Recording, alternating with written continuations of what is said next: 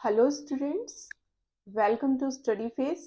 आज हम इस वीडियो में डिस्कस करेंगे class 12th chemistry chapter number second solutions, lecture second. First lecture में हमने इंट्रोडक्शन को डिस्कस किया था, सॉल्यूशन के बारे में डिस्कस किया था, टाइप्स ऑफ सॉल्यूशन के बारे में डिस्कस किया था। आज हम इस वीडियो में डिस्कस करेंगे कंसंट्रेशन टर्म्स के बारे में। ठीक है, सो स्टार्ट करते हैं।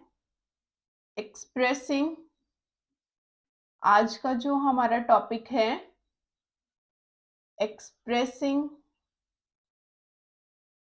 The concentration of solution.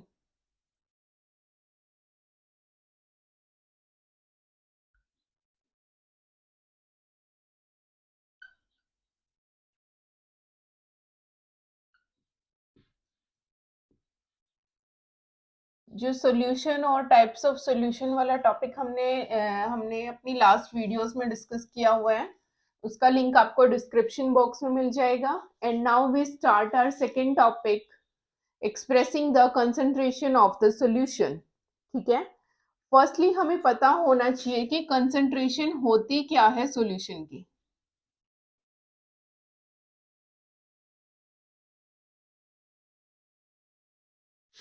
Concentration of a solution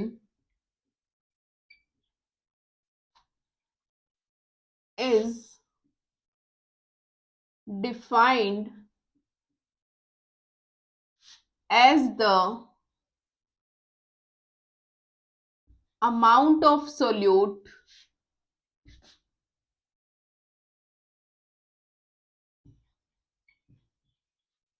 present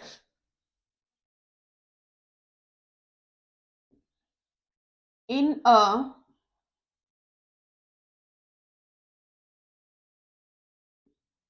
particular amount of solution।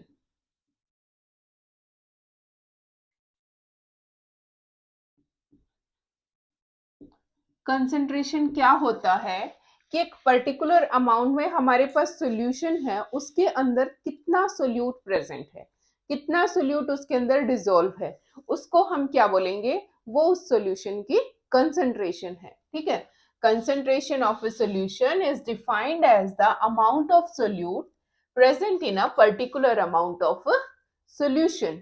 अब कंसंट्रेशन को हम, कंसंट्रेशन टर्म्स हमें पढ़नी है, तो कंसंट्रेशन को हम अलग अलग वेज में एक्सप्रेस कर सकते हैं। The concentration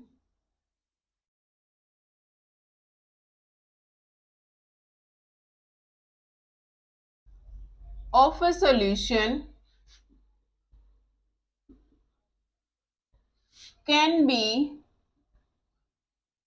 expressed in different ways। अलग अलग तरीकों से हम उसको एक्सप्रेस कर सकते हैं। वो कौन कौन से तरीके हैं जो हमने कंसंट्रेशन टर्म्स पढ़ेंगे हम। ठीक है, first is that is concentration terms बोलते हैं हम उनको। कौन कौन सी टर्म्स है वो आज हम इस वीडियो में डिस्कस करेंगे। First is percentage, second strength, third molarity, fourth molality. Molarity और मोलैलिटी दोनों अलग अलग टर्म्स हैं। Fifth normality, sixth mole fraction,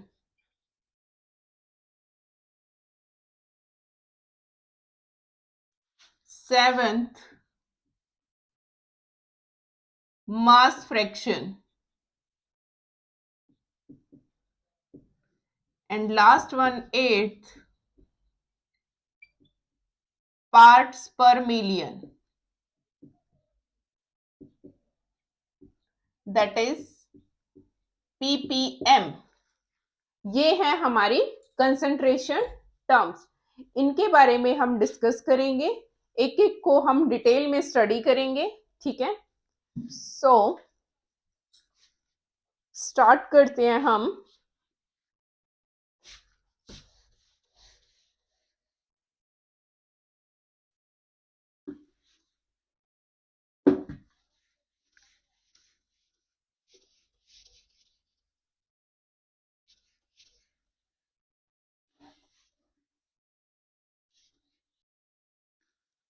so first is percentage. हमारी फर्स्ट कंसंट्रेशन टर्म कौन सी है? परसेंटेज, जिसको हम डिनोट करते हैं इस सिंबल से, ठीक है। अब परसेंटेज क्या होती है सॉल्यूशन की, उसको हम तीन टाइप से एक्सप्रेस कर सकते हैं। Percentage of a solution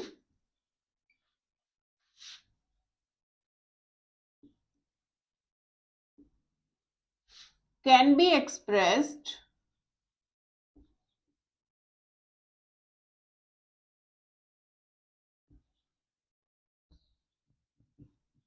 either by percentage by mass,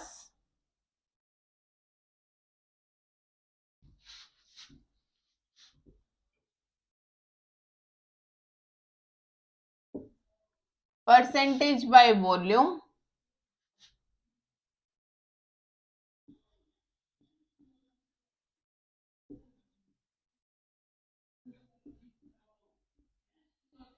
और मास बाय वॉल्यूम।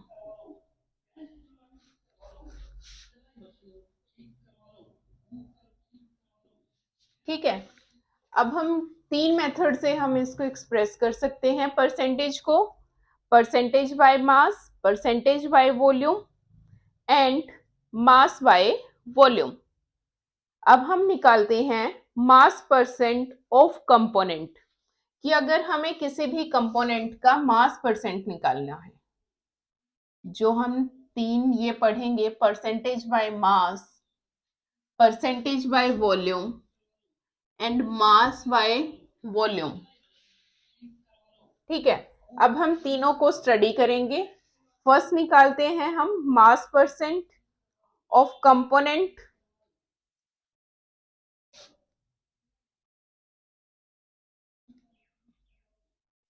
अगर हमें मास परसेंट निकालना है कंपोनेंट का, उसको हम शो करेंगे W by W। Mass percent of the component को हम किससे डिनोट करेंगे? W by W। W weight के लिए हम यूज करते हैं ना, मास के लिए, तो फॉर्मूला क्या होगा उसके लिए? Mass of the component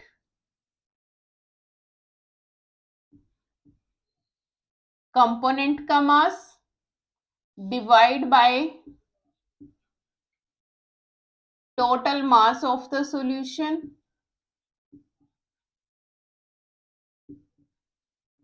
and multiplied by 100। ठीक है, अब देखिएगा, जैसे हम नॉर्मली अगर हमें परसेंटेज निकालनी होती है, हमें जो हमारे मार्क्स आते हैं हम उनकी परसेंटेज निकालते हैं, तो वो हम कैसे निकालते हैं? अगर हमें एक सब्जेक्ट की परसेंटेज निकालनी है तो वो कैसे निकालेंगे?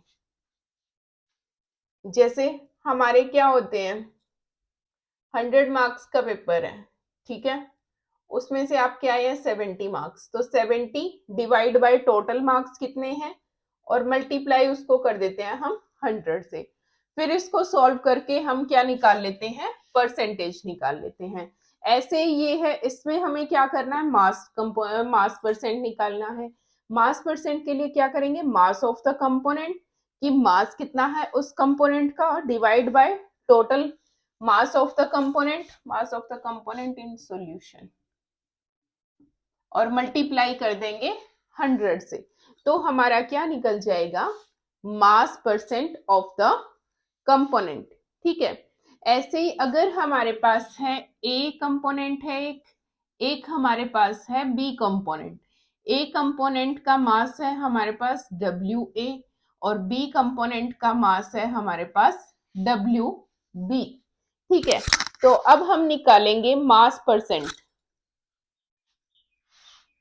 तो मास परसेंट ऑफ ए का मास परसेंट क्या होगा? जो ए का मास है, ए का मास क्या है? WA divide by total mass. Total mass क्या होगा? WA प्लस WB और मल्टीप्लाई कर दोगे 100 से। ऐसे ही similarly mass percent of B का मास परसेंट निकालेंगे तो पहले बी का मास कितना है डिवाइड बाय टोटल सॉल्यूशन का मास कितना है WA plus WB and multiplied by 100। तो ये क्या आ जाएगा? मास कंपोनेंट। ठीक है, जैसे हमारे पास एग्जाम्पल है कि 10% solution of Na2CO3 by mass. 10%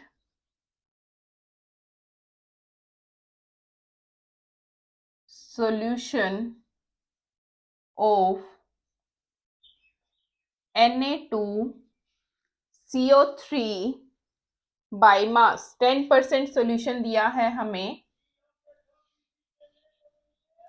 10% solution of Na2CO3 by mass. इसका मतलब क्या होगा? implies 10 gram of Na2CO3 is present। इसका मतलब क्या होगा? 10% जो है, 10% मतलब क्या कि 10 ग्राम कितने उसमें प्रेजेंट है इन 100 ग्राम ऑफ सॉल्यूशन। ठीक है, कि 10 ग्राम ऑफ Na2CO3 वो प्रेजेंट है 100 ग्राम ऑफ द सॉल्यूशन। ये था हमारा मास परसेंट। ठीक है, ऐसे ही हमारा होता है वॉल्यूम परसेंट।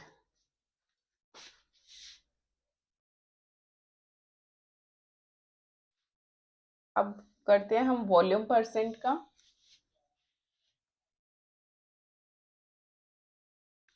जैसे मास परसेंट था ऐसे ही आ जाएगा इसका वॉल्यूम परसेंट, क्योंकि हमें mass by percentage by volume भी फाइंड आउट करना है ना। Volume percent of the component that is equal to volume of the component, volume of that component divide by total volume of the solution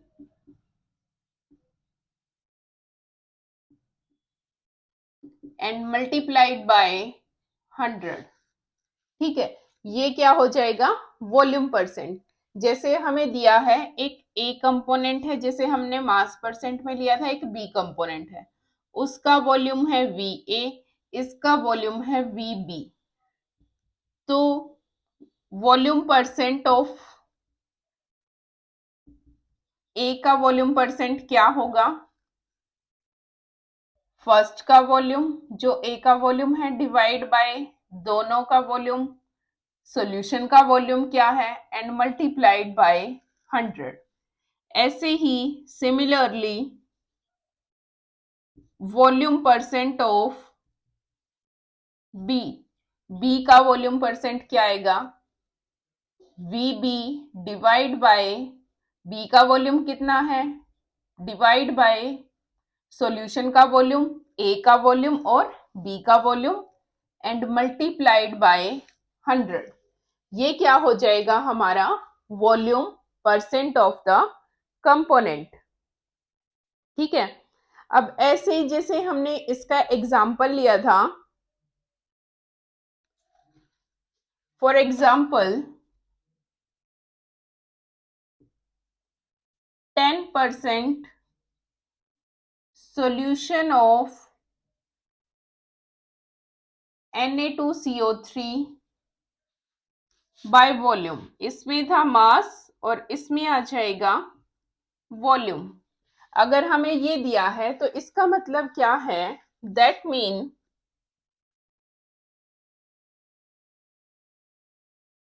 10 gram of a solution, sorry 10 millilitre, 10% of Na2CO3 by volume. इसका मतलब क्या है कि 10 gram of a solution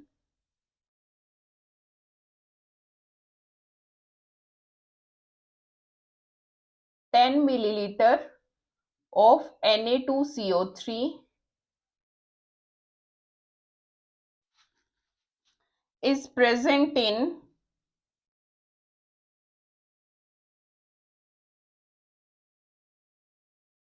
100 ml of solution, कि 10 ml Na2CO3 present है हमारा 100 ml solution में। ठीक है, ये था हमारा volume percent of the component. अब हम ऐसे ही फाइंड आउट करेंगे मास बाय वॉल्यूम।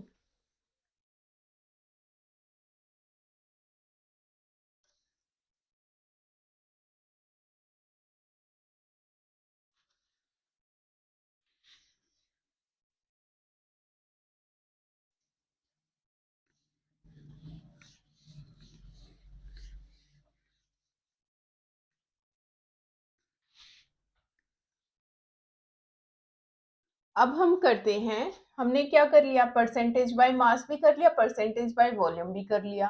ठीक है, अब हम क्या करते हैं, मास बाय वॉल्यूम।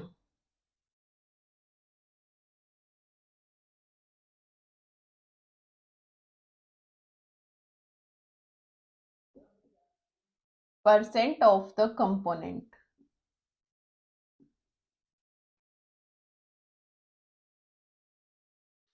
तो देखो क्या आएगा, मास of the component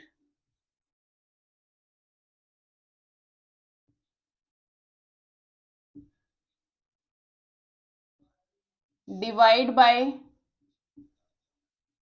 total volume of the solution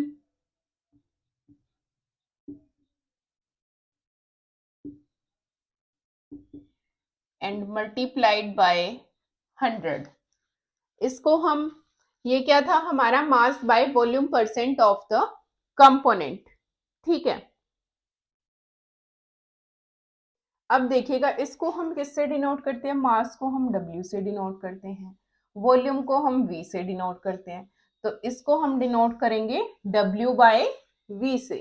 ठीक है, जैसे हमें एग्जाम्पल दिया है 0.9% weight by volume NaCl solution, 0.9% weight by volume NaCl solution. ठीक है, इसका मतलब क्या है, इसको हम क्या बोलेंगे, 0.9 ग्राम ऑफ NaCl। पहले हम उसका लेंगे मास और डिसोल्व किस में होगा, वो इज प्रेजेंट इन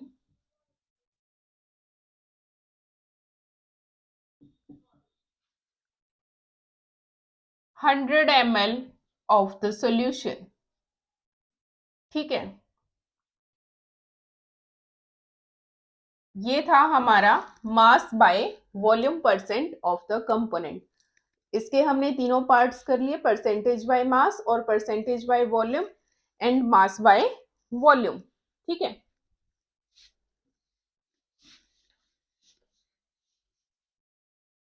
अब हम नेक्स्ट करते हैं स्ट्रेंथ।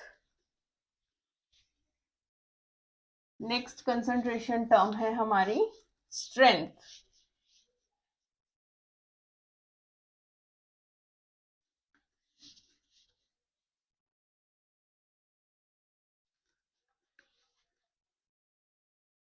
कंसंट्रेशन टर्म क्या है, strength.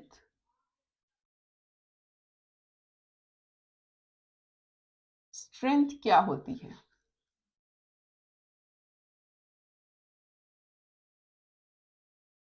strength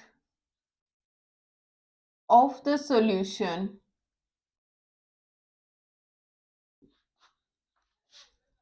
is defined as the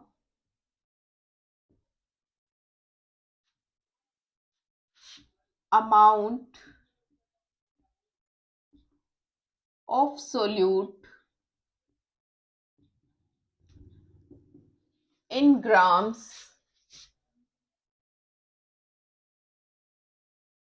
dissolved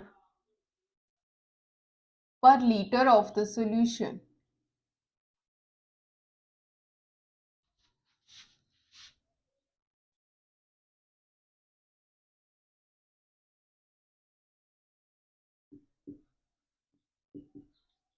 ठीक है, कि हमारा 1 लीटर वॉल्यूम में कितना सोल्यूट ग्राम्स के अंदर प्रेजेंट है, वो हम क्या बोलेंगे, उसको स्ट्रेंथ बोलेंगे।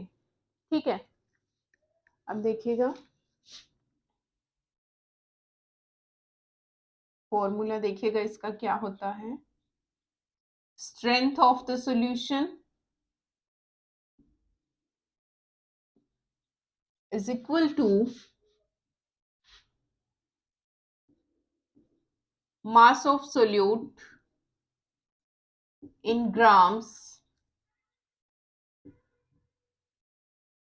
mass of solute in grams divided by volume of solution in liters। ठीक है, स्ट्रेंथ क्या होती है सॉल्यूशन की, कि कितना हमारा मास है, सोल्यूट का mass divide by total volume of the solution in litres. अब इसकी यूनिट क्या होगी, यूनिट ऑफ स्ट्रेंथ क्या होगी, यूनिट मास बाय वॉल्यूम है। ठीक है, मास की क्या होती है, ग्राम में, और वॉल्यूम डिवाइड बाय लीटर, तो क्या हो जाएगी, ग्राम पर लीटर या फिर ग्राम पर डेसीमीटर क्यूब। ठीक है, ये होती है हमारी स्ट्रेंथ। ये थी हमारी सेकंड कंसंट्रेशन टर्म। अब हम थर्ड कंसंट्रेशन टर्म स्टार्ट करते हैं, दैट इज मोलैरिटी।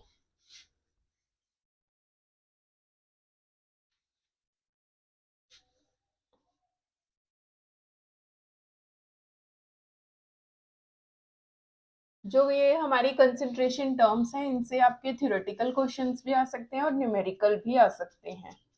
ठीक है,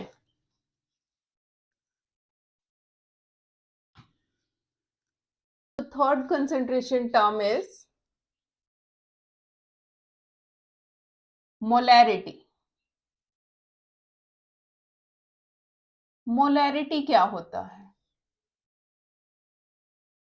लिखिएगा, molarity of a solution is defined as the number of moles of solute dissolved per liter of the solution।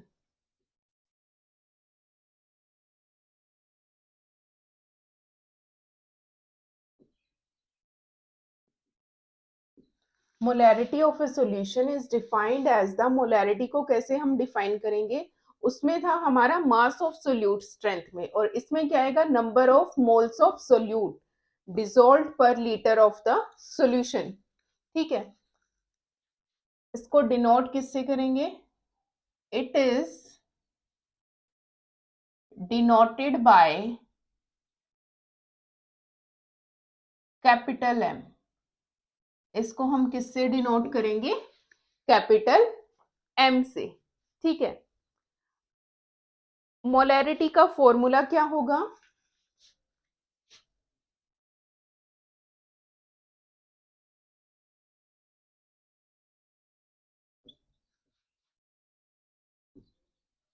number of moles of solute divide by volume of solution in liters.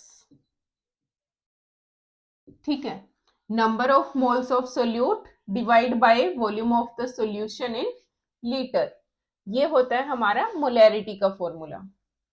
अब इसका वो देखिएगा, unit देखिएगा, पहले number of moles देखो कैसे निकालते हैं।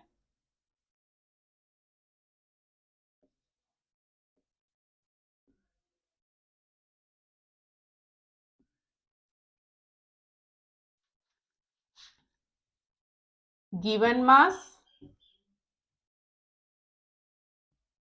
डिवाइड बाय मोलर मास, जिसका भी हमें मोल्स ऑफ सोल्यूट निकालने, number of moles of solute अगर हमें निकालने हैं, नंबर ऑफ मोल्स निकालने हैं, उसी का गिवन मास जो हमें मास दिया होगा डिवाइड बाय उसका मोलर मास फाइंड आउट करेंगे, उनको दोनों को डिवाइड करेंगे तो हमारा क्या आ जाएगा, number of moles of solute. ठीक है, अब देखते हैं हम इसकी यूनिट। इसकी यूनिट क्या होगी, ग्राम,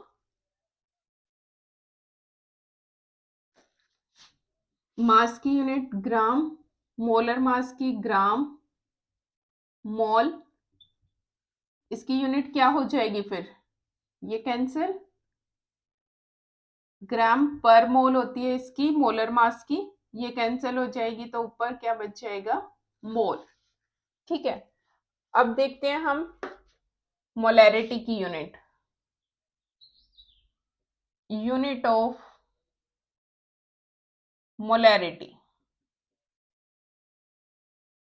क्या है, number of moles of solute की mole divide by total volume of solution that is litre, mole per litre, ये क्या होगी हमारी मोलैरिटी की यूनिट। अब देखते हैं हम टेम्परेचर का इफेक्ट, टेम्परेचर का क्या इफेक्ट होता है, इफेक्ट ऑफ टेम्परेचर,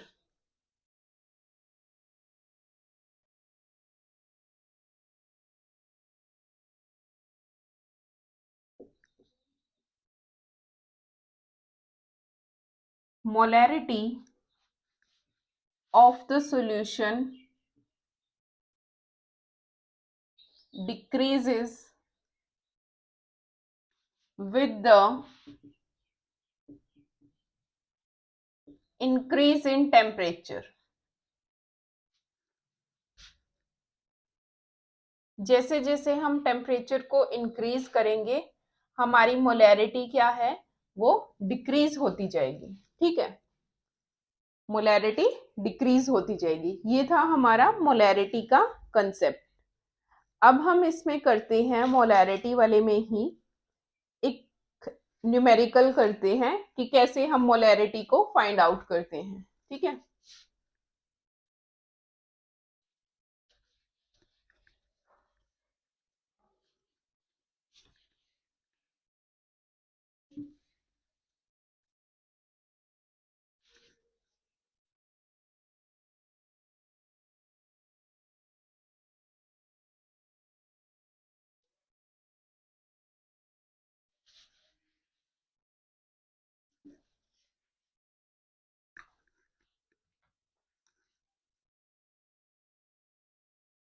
अब देखिएगा, हमने मोलैरिटी का कंसेप्ट तो डिस्कस कर लिया, अब हम करते हैं इसका एक न्यूमेरिकल। ठीक है, न्यूमेरिकल कैसे सॉल्व करेंगे, हमें क्वेश्चन दिया है calculate the molarity of A solution containing 9.8 gram of H2SO4 in 250 centimetre cube of the solution, कि हमें मोलैरिटी निकालनी है सॉल्यूशन की जिसमें हमें क्या दिया है, H2SO4 कितना डिजोल्व है, 9.8 ग्राम H2SO4 डिजोल्व है वो 250 centimetre cube of the solution, कि ये हमें वॉल्यूम दिया है और ये हमें मास दिया है। ठीक है, अब हमें क्या निकालना है, इसकी मोलैरिटी निकालनी है। देखो कैसे सॉल्व करेंगे इसको,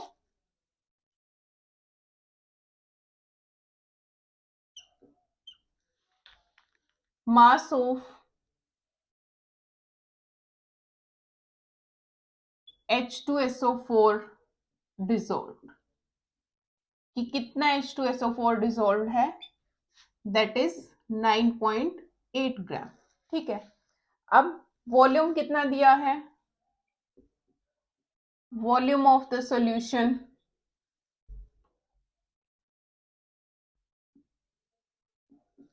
वो क्या है, 250 सेंटीमीटर क्यूब। ठीक है, इसको हम सेंटीमीटर क्यूब को लीटर में कर लेंगे कन्वर्ट। लीटर में कन्वर्ट करने के लिए क्या करेंगे, 1000 से डिवाइड कर दो, इस जीरो से ये जीरो कैंसिल, या फिर इसको भी रहने दो ऐसे ही, इसको लिख देंगे 0.250 लीटर। ठीक है, ये हो गया हमारा वॉल्यूम, लीटर में कन्वर्ट कर लिया। अब मोलैरिटी का फॉर्मूला क्या होता है, number of moles of solute dissolve per litre of the solution. उसके लिए हमें पहले क्या निकालना पड़ेगा, number of moles of solute निकालने पड़ेंगे। उसके लिए हमें क्या चाहिए, गिवन मास चाहिए और मोलर मास चाहिए। अब गिवन मास तो है हमारे पास 9.8 ग्राम, तो अब बच्चे हमें क्या निकालना पड़ेगा, मोलर मास। मोलर मास किसका निकालना है, H2SO4 का, जो हमारा सोल्यूट है, जिसके हमें number of moles of solute निकालने, उसी का हमें गिवन मास भी चाहिए और उसका मोलर मास भी चाहिए। ठीक है, तो नंबर ऑफ मोल्स अब पहले निकाल लेते हैं हम, मोलर मास ऑफ H2SO4। देखिएगा क्या होता है, that is 1 multiply 2 hydrogen, 1 multiply 2 plus sulphur 32 plus oxygen 16 multiply 4, 2 plus 32 plus 64 add करेंगे, क्या आ जाएगा, 98 ग्राम पर मोल। ठीक है, ये आ गया हमारा इसका मोलर मास। अब हम निकालेंगे number of moles of solute, moles of H2SO4, that is given mass of H2SO4 divide by molar mass।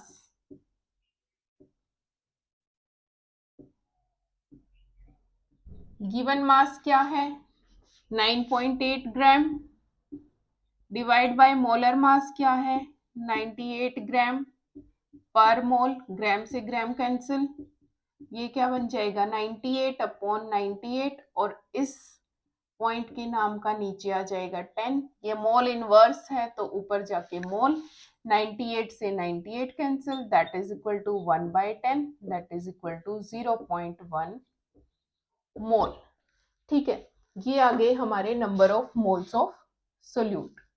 अब निकालते हैं हम molarity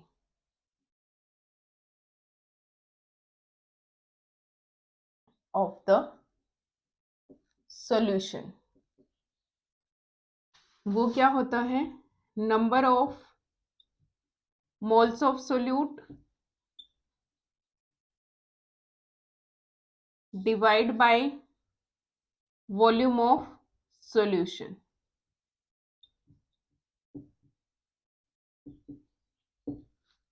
Number of moles of solute, that is 0.1, divide by volume of solution, that is in liter। Litre में है 0.250 मोल और नीचे litre.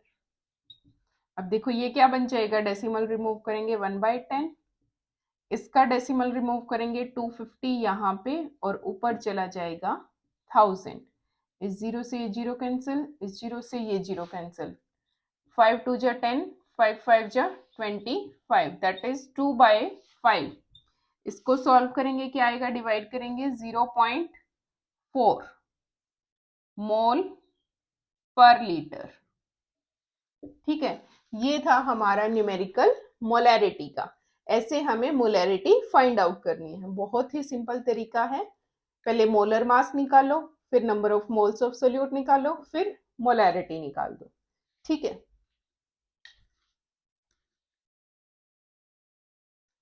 जैसे कि अब हमने मोलैरिटी पढ़ा, ठीक है, अगर हमारा केस आता है, नोट बना के लिखिएगा, अगर हमारा केस आता है आयनिक कंपाउंड्स का, ठीक है, आयनिक कंपाउंड्स जैसे हमारे हो गए, लिखिएगा in case of ionic compounds, ionic compounds के केस में जैसे दैट इज NaCl हो गया, Na2CO3 हो गया, इनके केस में हम मोलैरिटी की जगह एक टर्म यूज करते हैं फॉर्मेलिटी, ठीक है, मोलैरिटी की जगह क्या यूज करते हैं हम, formality, formality is used in place of molarity, molarity की जगह हम किसको यूज करेंगे, कौन सी टर्म यूज करेंगे, फॉर्मेलिटी, ठीक है। अब देखिएगा फॉर्मेलिटी क्या होता है,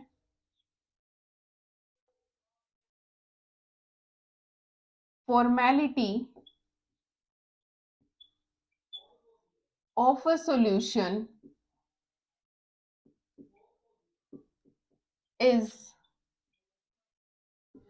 defined as the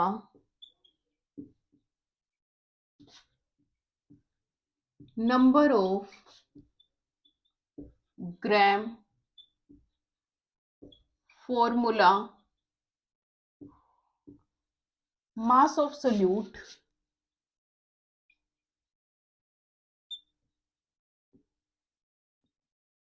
dissolved per liter of the solution,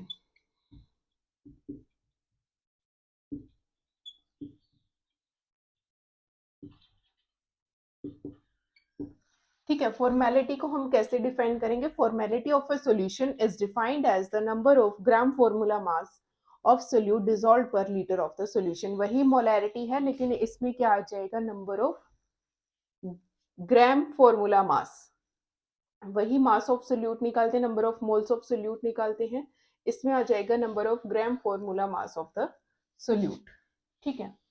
इसको हम डिनोट करते हैं,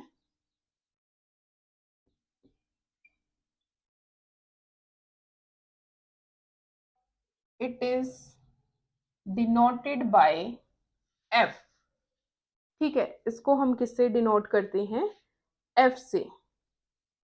फॉर्मूला मास क्यों हम यूज करते हैं, formula mass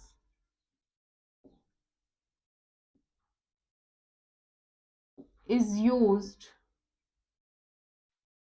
in place of molecular mass की जगह हम फॉर्मूला मास यूज करते हैं बच्चे, वो क्यों यूज करते हैं, बिकॉज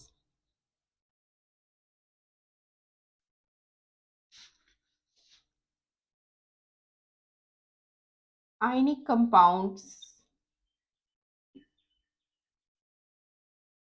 एग्जिस्ट एज, वो आयंस की फॉर्म में एग्जिस्ट करते हैं, ना कि मॉलिक्यूल्स की फॉर्म में, नॉट एज द मॉलिक्यूल्स, ठीक है। इसलिए हम क्या यूज करते हैं, फॉर्मूला मास यूज करते हैं। फॉर्मूला मास क्या होता है,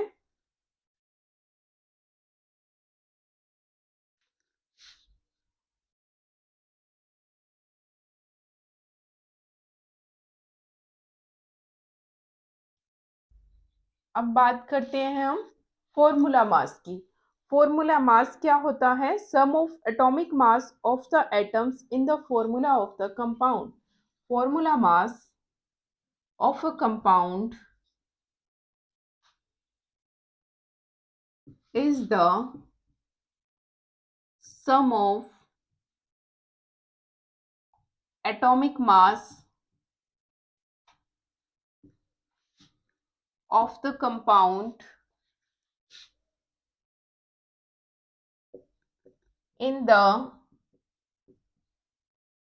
formula of the compound, जो कंपाउंड का फॉर्मूला होगा उसका एटॉमिक मास का सम, वो क्या होगा हमारा फॉर्मूला मास। ये था हमारा कंसेप्ट मोलैरिटी का। ठीक है,